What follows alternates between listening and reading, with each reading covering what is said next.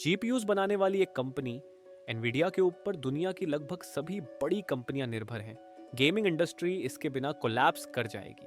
Chat GPT and Google Gemini जो AI boom लेकर आए हैं वो भी एनवीडिया की वजह से ही पॉसिबल हो सका है। आर्टिफिशियल इंटेलिजेंस का बैकबोन भी यही कंपनी है।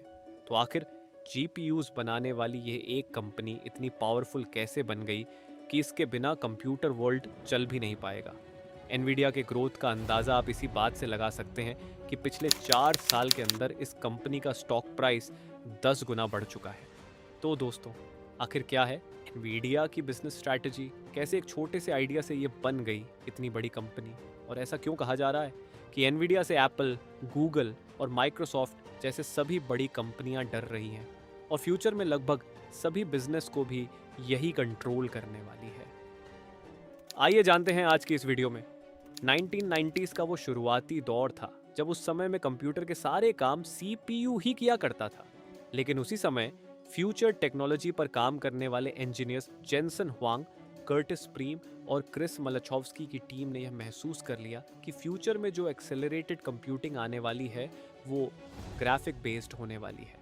इन लोगों का यह मानना था कि आज के समय में भले ही सीपीयू कंप्यूटर के सारे काम कर ले रहा है, लेकिन फ्यूचर में कई एप्लीकेशंस ऐसे होंगे जिन्हें रन करने के लिए ग्राफिक्स एक्सेलरेटर की ज़रूरत पड़ेगी। इसी विचार के साथ 5 अप्रैल 1993 को इन तीनों ने मिलकर एनवीडिया कंपनी की स्थापना की, जिसका काम ग्राफिक्स प्रोसेसिंग यूनिट्स यानी जीपीयू बनाना था। इस कंपनी की शुरुआत करने के लिए इन तीनों ने $40,000 लगाए और फिर वीडियो गेम्स के लिए ग्राफिक कार्ड्स बनाना शुरू किया।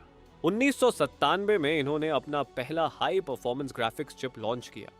कंपनी के इंजीनियर्स ने चिप डिज़ाइन तो किया, लेकिन मैन्युफैक्चरिंग के लिए एनवीडिया ने ताइवान की मैन्युफैक्चरिंग कंपनी TSMC के साथ टाई अप कर लिया।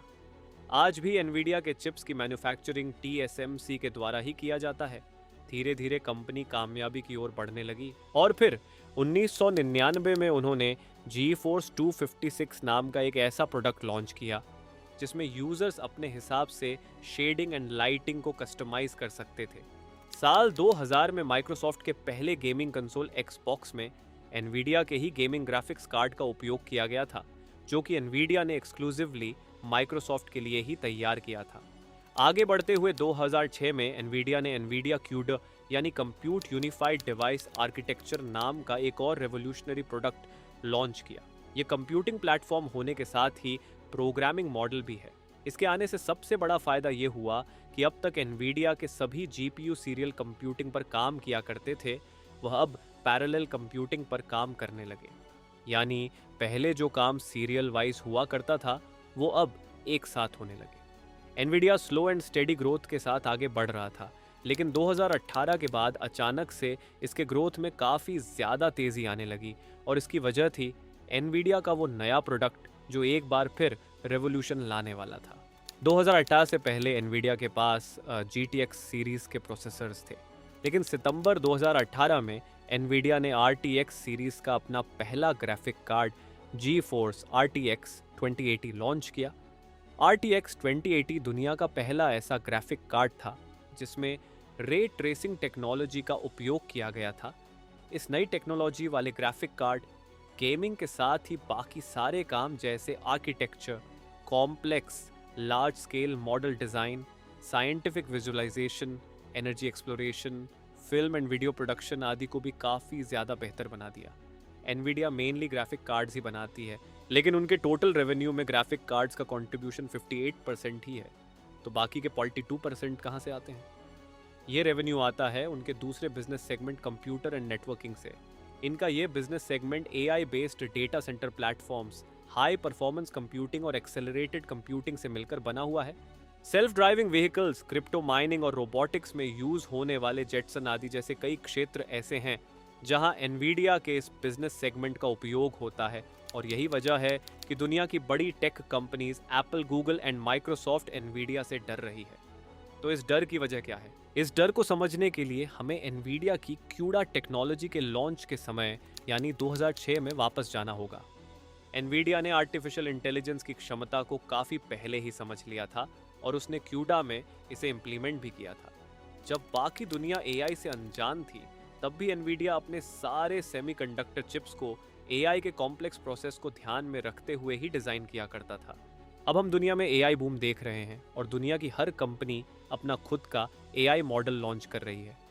एआई मॉडल को तो सॉफ्टवेयर के ज़रिए डेवलप किया जा सकता है, लेकिन एआई के जितने भी फंक्शंस होते हैं उन्हें रन करने के लिए हार्डवेयर टेक्नोलॉजी की ज़रूरत पड़ती है, और इसी हार्डवेयर टेक्नोलॉजी की ज़रूरत को एनवीडिया पूरी कर रहा है। एआई की रेस में तो दुनिया की सभी बड़ी कंपनियां शामिल हैं और सभी की ओर से यह दावा किया जा रहा है कि हम मोस्ट पावरफुल एआई मॉडल तैयार करेंगे, लेकिन इस आउटर वर्ल्ड कंपटीशन के बीच पर्दे के पीछे एनवीडिया इस पूरे कंपटीशन को डोमिनेट कर रहा है।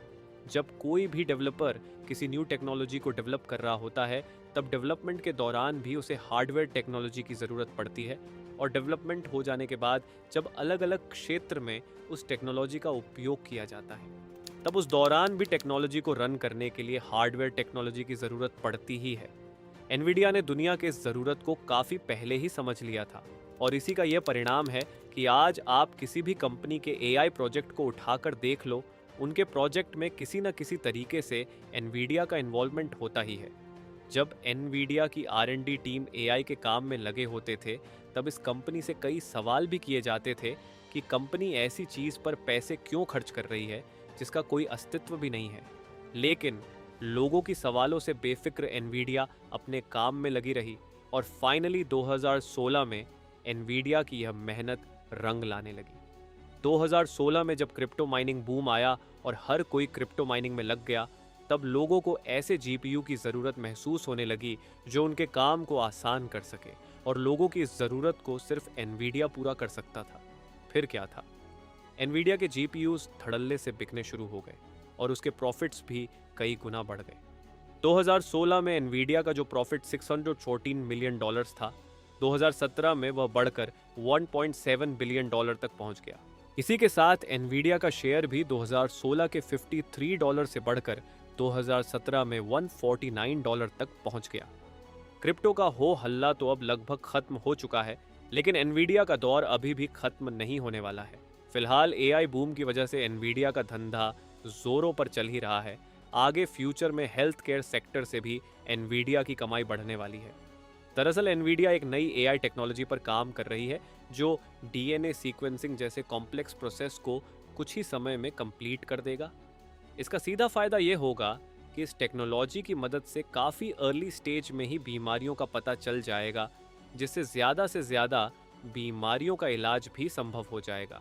हेल्थ सेक्टर के अलावा सेल्फ ड्राइविंग व्हीकल्स में भी एनवीडिया के चिप्स का उपयोग किया जा रहा है, और ये तो हम सभी जानते हैं कि सेल्फ ड्राइविंग व्हीकल्स हमारा फ्यूचर है, तो एनवीडिया का जो डोमिनेशन है वो आगे भी चलता रहेगा। एनवीडिया के इस सक्सेस स्टोरी से हम क्या सीख सकते हैं? अपने आसपास होने वाले बदलावों को नज़रअंदाज कभी ना करें। एनवीडिया गेमिंग इंडस्ट्री के बलबूते ही आज इतनी बड़ी कंपनी बनी है, जबकि उस समय गेमिंग इंडस्ट्री की कोई खास वैल्यू थी भी नहीं। इसके बावजूद एनवीडिया के फाउंडर्स ने इस फील्ड के पोटेंशियल को पहचाना और फिर इसमें जो इम्प्रूवमेंट वो कर सकते थे उसे अपना बिजनेस मॉडल बनाकर आगे बढ़ते गए। ये एक ऐसी कंपनी है जो फ्यूचर इम्प्रूवमेंट के लिए अच्छा खासा इन्वेस्ट करती रहती है, तभी तो आज एआई बूम की वजह से एनवीडिया अच्छे खासे पैसे कमा रही है। इसलिए आपको भी फ्यूचर के बारे में समझकर इन्वेस्टमेंट करने चाहिए। एनवीडिया आज भी अपने चिप्स का मैन्युफैक्चरिंग खुद नहीं करती है, बल्कि दूसरी कंपनी से करवाती है, क्योंकि ये कंपनी शुरू से अपने बिजनेस मॉडल को सिंपल रखना चाहती थी। एनवीडिया के फाउंडर्स ने कहा कि हम डिज़ाइनिंग में बेहतर है तो हम बस वही करेंगे। मैन्युफैक्चरिंग का काम हम उनसे करवा लेंगे जो इस काम में पहले से ही लगे हुए हैं। इस तरह से कम पैसे में ही उन्हें ज़्यादा मुनाफा होता रहा। तो दोस्तों, ये थी एनवीडिया की सक्सेस स्टोरी। वीडियो पसंद आई हो तो इसे लाइक, कमेंट और शेयर ज़रूर करें, और ऐसे ही और भी वीडियो देखते रहने के लिए हमारे चैनल को सब्सक्राइब ज़रूर करें।